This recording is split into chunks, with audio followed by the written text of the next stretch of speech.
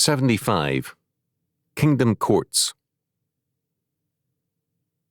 It should be clear to us now that, while government is a basic concern of Scripture, church and state, as we know them, barely exist in Scripture. It is the kingdom of God which is basic, and we are commanded to seek first the kingdom of God and His righteousness. Matthew chapter 6, verse 33. It is the doctrine of Satan that God is trying to repress and coerce man out of his supposed right and freedom to be a god. But it is the city of man, Satan's hope for the world, which is in reality coercive. The method used by the city of man to reach its goal is the creation of coercive institutions to compel man to be, quote-unquote, free from God. In the name of warning against God's supposed coercion, it establishes total coercion as a way of life. Raging against God's non-coercive predestination, the humanist creates a plan of predestination by the sovereign states, which means total coercion. In the kingdom of God, the family is in history the basic institution. Beyond the family, the religious institutions for worship and for justice have very limited powers and jurisdiction. A network of voluntary associations, whose strength lies in the mandatory tithe which sustains them, provides the basic government beyond the family. In a more basic sense than Davies meant it, his observation is true that, quote, Christianity is a protest against Judaism in favour of the Old Testament. Unfortunately, it has since been changed into a protest against Judaism and the Old Testament, and the result is a radically warped view of the Bible. In terms of this, let us examine 1 Corinthians chapter 6, verses 1 to 8, Paul's comments concerning recourse to pagan courts. Dare any of you, having a matter against another, go to law before the unjust, and not before the saints? Do ye not know that the saints shall judge the world? And if the world shall be judged by you, are ye unworthy to judge the smallest matters? Know ye not that we shall judge angels? How much more things that pertain to this life? If, then, ye have judgments of things pertaining to this life, set them to judge who are least esteemed in the church. I speak to your shame.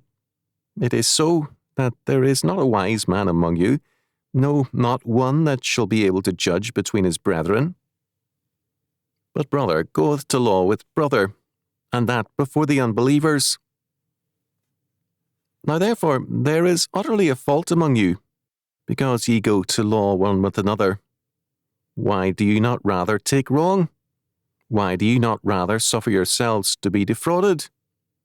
Nay, ye do wrong, and defraud, and that your brethren.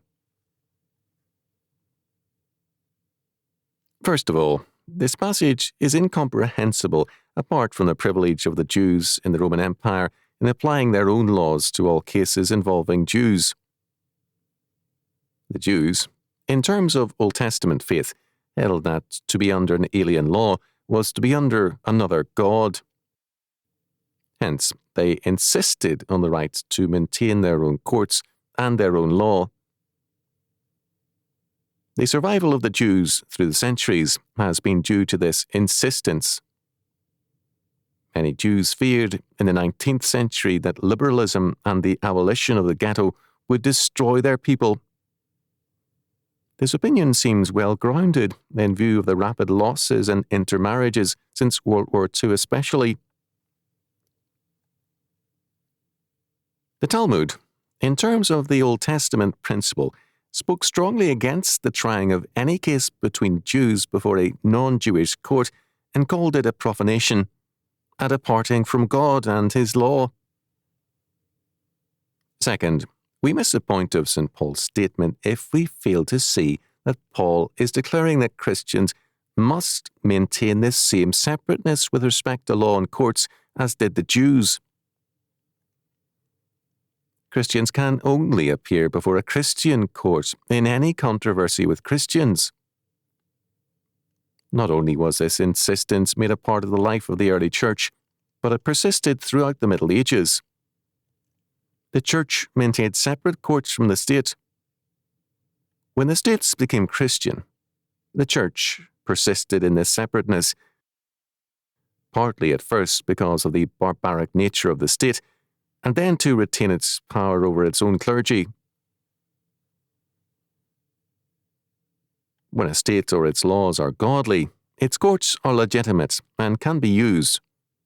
The state then, despite its sins and shortcomings, is an aspect of the kingdom of God. Present civil law is in process of becoming radically humanistic, but its framework is still to a large degree biblical. It is the duty of Christians not to withdraw from civil law, that is, the law of the state, but to make it biblical. Third, in terms of this goal, the conquest of the civil order for the kingdom of God, St. Paul reminds them that Christians are to judge or govern the world. This government is in time and in eternity.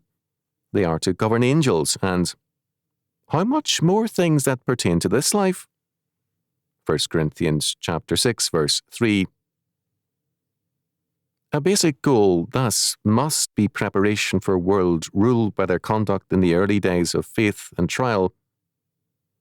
They must resolve their conflicts within their kingdom courts, and if their situation be too feeble or undeveloped for such courts, to suffer wrong rather than to go to ungodly judges.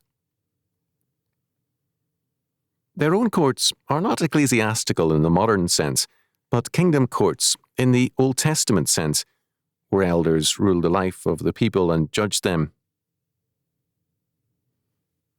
Fourth, pagan courts were rightly held in low esteem. Hodge rightly renders verse 4. If then ye have judgments of things pertaining to this life, those despised by the church, those do ye set to judge? Those who are despised by the church are the pagan judges. A judge or court whose premise is other than the law of God is an untrustworthy administrator of justice. Justice is not impossible with such a man, but it is not to be expected. Fifth, just as they give more worth to pagan courts than they deserve, so they give more worth to their own contentions than they deserve.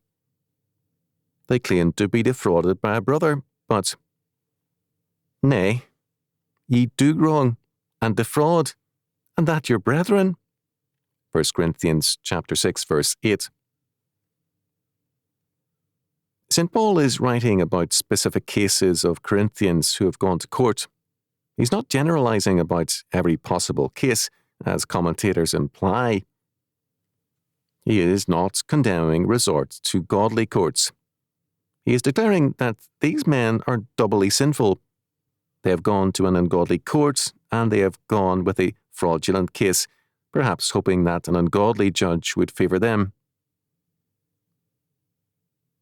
St. Paul is commenting thus on specific cases and persons brought to his attention.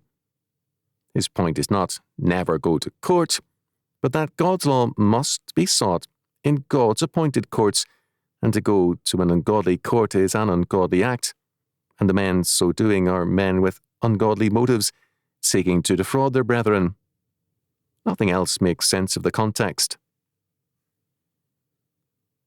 Sixth, two terms are used for believers, brothers and saints.